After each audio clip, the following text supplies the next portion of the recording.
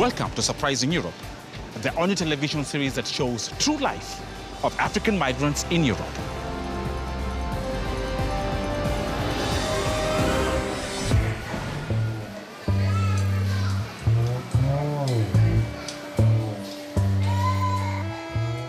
For Africans, Europe provides opportunities and risks. That is what we show you in Surprising Europe. For some, it really means a better future. Others think they would have been better off if they had not left. So what then? Do we stay or do we go back?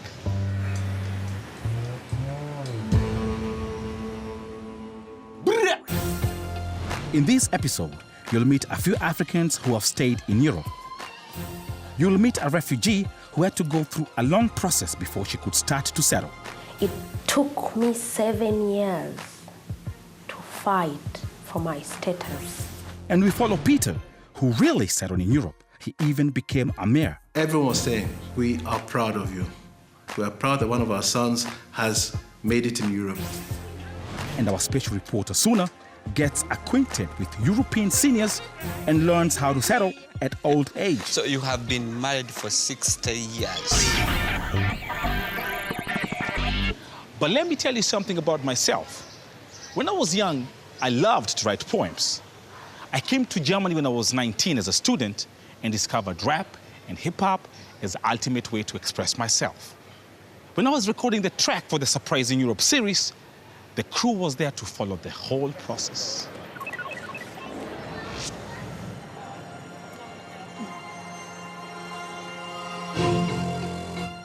When I arrived here, I had no idea that my life would turn out as it did. After studying for a few years, I was lucky to get some fine jobs. At the same time, I developed my skills as a rapper.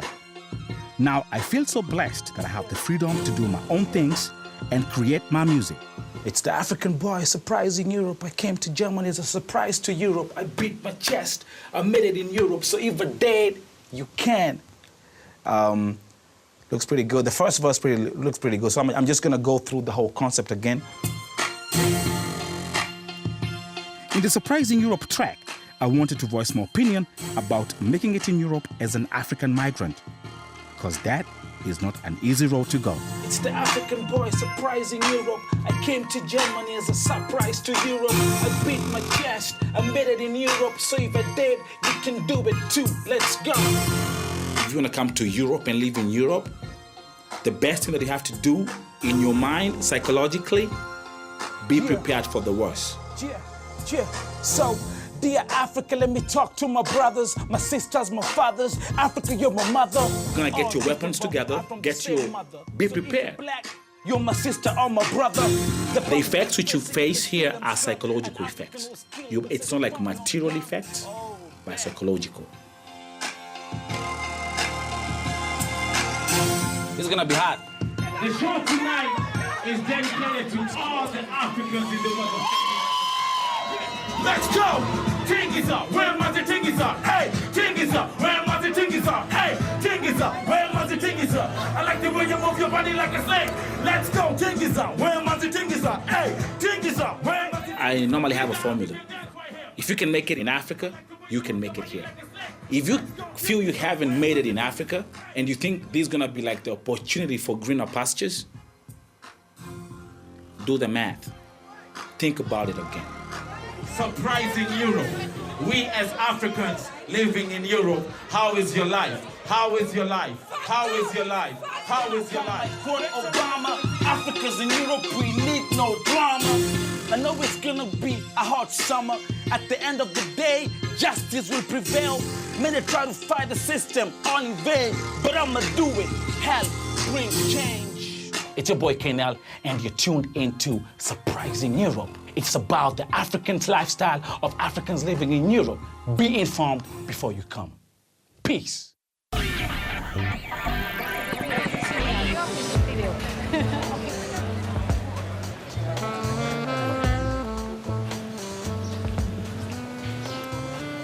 Coming up, a report from England. There we meet Marjorie, who had to wait for a long time to be recognized as a refugee. After escaping torture and captivity, she found out that freedom was not automatically waiting for her.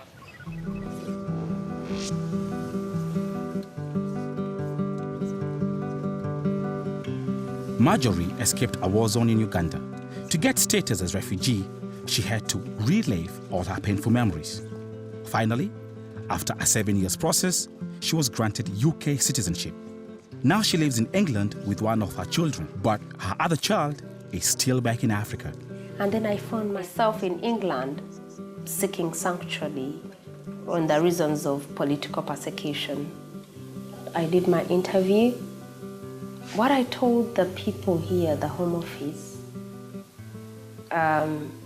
was what I went through basically, you know. Before Marjorie escaped from a Ugandan prison, she was brutally tortured and abused. I'm talking about electric shocks. I'm talking about beatings, actual cane. You know, someone caning you today and then tomorrow you're still sore and then they're still doing it to you. I'm talking about rape. Rape was in so many forms. It's not about man-woman, it's woman-man, you know, that sort of torture. To come well in Every time I would remember something, my body would shiver. You're in such a state of, oh my God, I can't believe I fled that detention. Oh my God, I can't believe I fled that safe house. Oh my God, I can't believe I fled that prison. You're anxious. And when you're interviewed,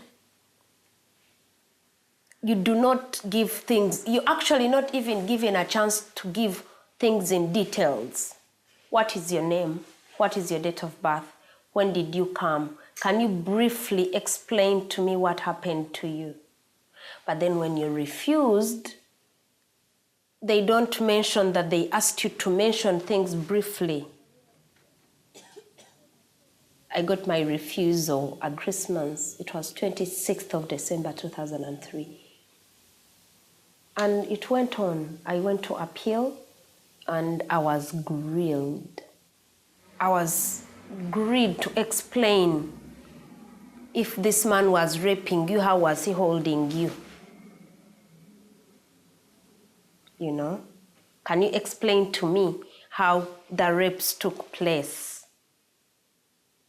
That I had to explain whether my leg was in the north or whether my head was in the south in order for me to prove that actually these things happened to me. The judge actually believed this time that I was tortured. And then Home Office appealed. The reason they gave was that the torture I went through, the rape that I went through was actually sexual gratification. That the people who were doing that to me, they were pleasing themselves. I always say that the government here, or whatever the system, tortures people diplomatically, because they are not beating you, they are not raping you, but then they just leave you in that limbo.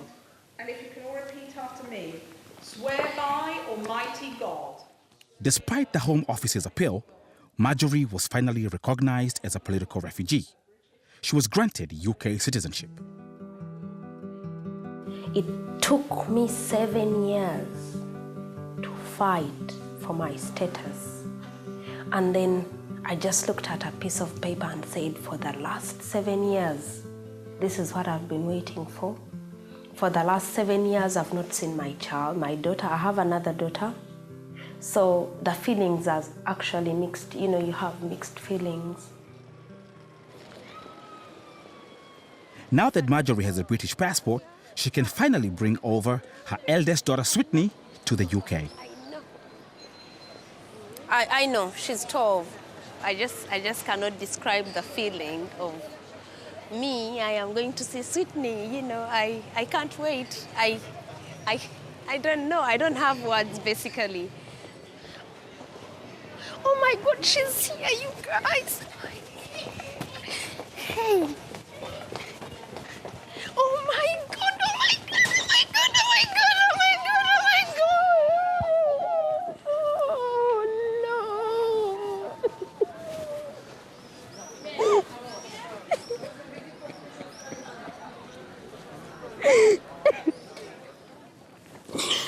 my God, oh my God, oh no. Oh my God, I can't believe it. Oh my God. No, she's not. I can't even carry her anymore. She's too big. Oh my God. Oh, we have to go now. Oh my word. After 8 years, Marjorie is finally reunited with her eldest daughter. The time has come for a new start. Getting refugee status in Europe is not an easy process to go through. Do you think this should change? What are your experiences? Join the discussion forum on the website. If you like, you can use your webcam to upload your statements.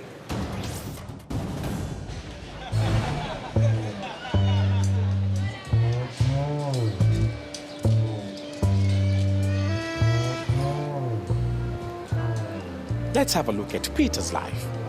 He has been living in Europe for a very long time and has become an important person. He has made a career in Europe that he could not have dreamt of when he arrived from Africa.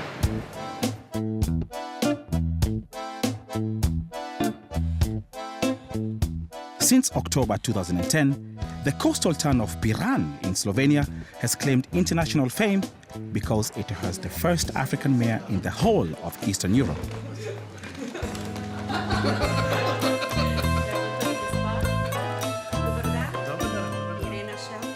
Peter was born and raised in Ghana. Since he won the local elections in Piran, it's been a constant stream of television crews and international delegations. Peter's election has had a big impact, especially among fellow Africans. I think that on one day on my Facebook, I had about 600 messages from Ghanaians on one day only, living in Europe and living and from Ghana as well. Was fantastic. And everyone was saying, we are proud of you. We are proud that one of our sons has made it in Europe. I arrived in Yugoslavia in 1978. I left Ghana because I was in danger of being arrested as a student leader. I met my wife during my medical studies, and we planned to go back to Ghana as soon as we finish our studies. But then she became pregnant, and then we said, okay, we'll wait for 2 years, we'll get some experience here, then we'll go back to Ghana.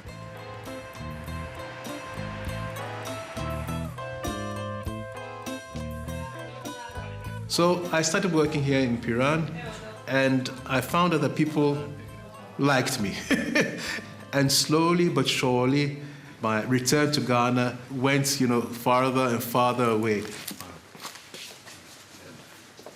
Then I decided that just concentrate on my medical practice, which had grown very, very large. I have over 2,000 patients registered.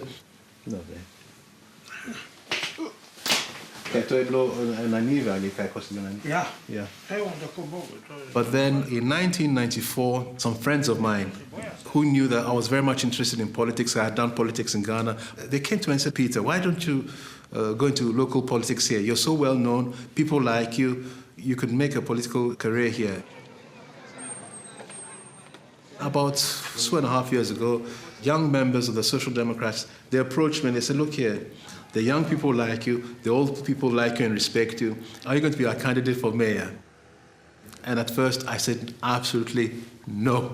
No way that I'm going to be a candidate for mayor. But then they told me, look here, we don't even have to mention your name. Every time we ask people, who would you like to see to be your mayor? Every time your name appears. But we had to find out, is the public here prepared for an African mayor, And we did a lot of interviews. And every time they said to us, his background or his origin is of no interest to us. Somehow, over the years I've been working here, I had crossed the color barrier. The rest is history. In October, I was elected as the mayor of Piran.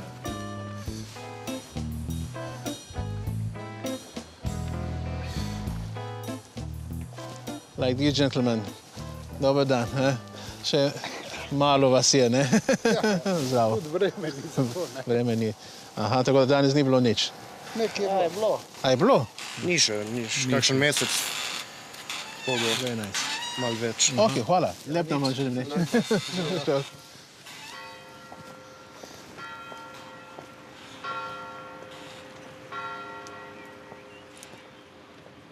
Africans who are in politics in Europe have a different attitude.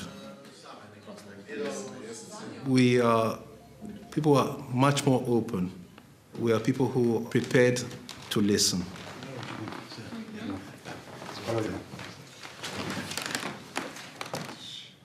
European politicians can learn from the African experience. European politicians, they're too much prepared to just follow, I would say, what is in fashion. There's a big debate now in Europe about multiculturalism.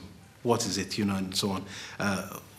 As soon as one leader said that it doesn't work, another leader at once followed and so on.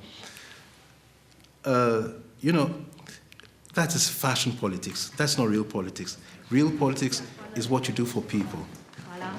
In ko ste dal en mesec tega odloka, predvsem pa bi rada vam povedala... Prišla sem zaradi salona, ker rada bi odkupila frizerski salon v ulici Svobode. Zelo, ta je zelo odprt, lahko prideš, kadar hočeš, pri tistega si se mogel naročiti in rabil se tudi 1 leto, da si sploh prišel. Tako da ta pa ima lep pokrit odnos do ljudi, tako da sploh je človeški.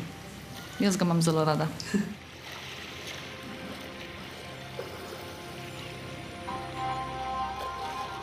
I didn't intentionally abandon Africa. It was always, I'll go, but when?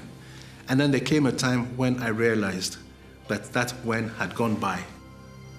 I do believe that I could make a successful story also in Africa. Because of the political past of Africa, and I said about, I mentioned that I'm very critical of the politicians in Africa, very, very critical. I think that they've let their people down.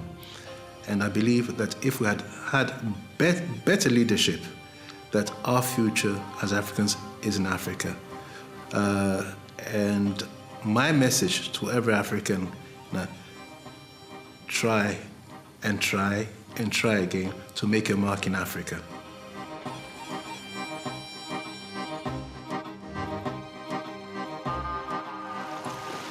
So what is the future of Mayor Bosman? I hope that I'm going to invest in people, because that's what I want to do. Invest in people, invest in the potential of people to do something for themselves. I'm not one of those people who wants to be a mayor at every cost. I want to succeed, and if people trust me and if people ask me to run again because I've done a good job, then I'll think about it. But we'll wait and see.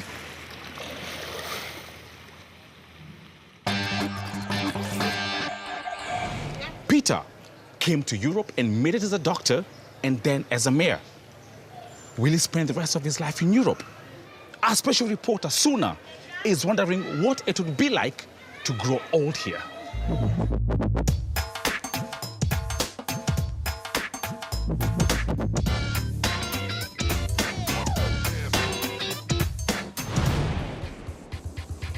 Would I like to get old in Europe? Back in Africa, when our parents get older, we as the family, we have to look after them. But here in Europe, it's completely another story. Let's find out.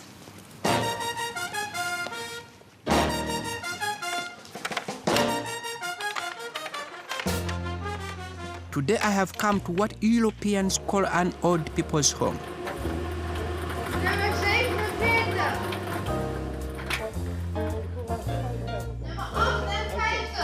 What are they doing? This is bingo. Bingo. What's bingo? If you have it, then operation. If you have street, Yeah. bingo. So you have been married for 60 years. Good. Very good. What keeps you moving? My wife. Mr. and Mrs. Upon moved to this home 6 years ago. They have 4 children, 8 grandchildren, and even 4 great-grandchildren. But like so many people here in Europe, they don't live with their families. It looks nice. Looks nice. And clean. Oh, thank you. Yeah. And here we sleep. Yeah. And bathroom. In my country, a small space. We try as we can to live together. Onze kinderen hebben allemaal zelf kinderen. En die hebben geen plaats voor een oude mensen in de slaapkamers te liggen. Nou, ze zouden het wel doen. Maar wij willen zelf dat zij vrij zijn. Ze kunnen de gangetje gaan en dan met de kinderen naar de sportvelden zondags. Hoeven ze niet voorbij oma thuis te blijven. So you don't miss that life of the family? That where you have to be mother, father, children? Soms.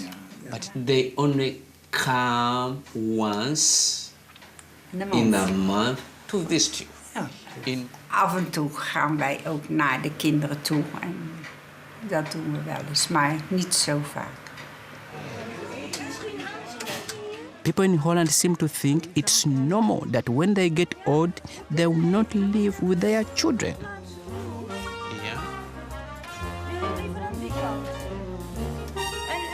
Nou, hier is het niet altijd vanzelfsprekend dat de familie voor de ouderen zorgen. Er zijn zelfs mensen die helemaal geen familie hebben. En dan zijn er mensen die in de activiteiten werken om die mensen bij te staan.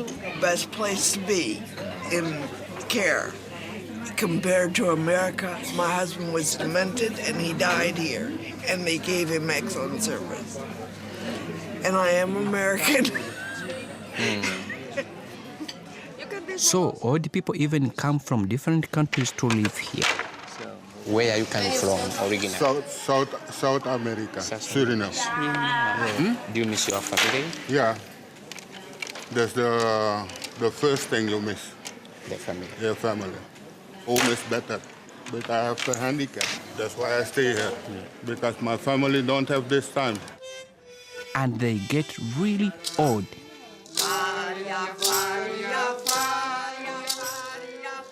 Much older than in my home country, Uganda. How old are you? 38. No, 83. 83. Do you believe that? No, yeah. Say yes. I am impressed with the services they give to the old people in this house. To be honest, these people, they live a better life than most Africans. But still, when I am old, I want to stay at home with my daughter.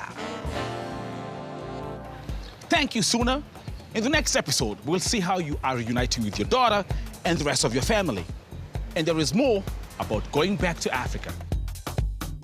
Binata, for instance, has had enough of walking on the Spanish beaches. She plans to go back to Senegal. Je préfère être chez moi, sans argent ni rien, mais me sentir bien. And you'll meet a sister who was born in Italy. She really wants to visit the country of her parents. But are her parents willing to let her go?